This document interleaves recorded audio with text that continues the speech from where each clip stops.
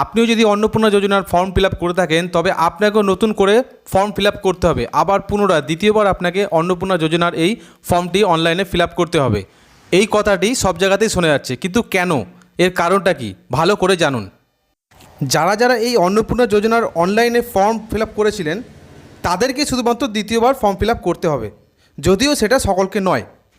আপনি যদি অন্নপূর্ণা যোজনার এই অফিসিয়াল যে ওয়েবসাইটটি রয়েছে সেখানে যান, তবে আপনি নিচের দিকে দেখতে পাবেন একটি নোটিশ সেখানে লেখা রয়েছে, citizens who have successfully applied on 3rd June 2026 are requested to resubmit their application in the new format.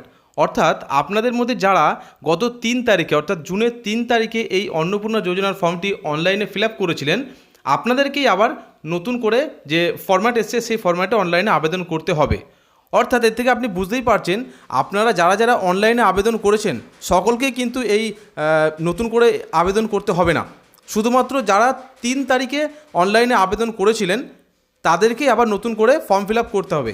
তার কারণ ওই 3 তারিখের যে ফরম্যাট ছিল সেই ফরম্যাটে কিছু চেঞ্জেস আনা হয়েছে এবং নতুনভাবে কিছু আপডেট করা হয়েছে। তাই আপনারা যারা যারা গত 3 তারিখে অন্নপূর্ণা যোজনার ফর্মটি অনলাইনে ফিল আপ করেছিলেন বা সাবমিট করেছিলেন তাদেরকে আবার নতুন করে কিন্তু ফর্ম ফিল আপ অবশ্যই করতে হবে। ধন্যবাদ।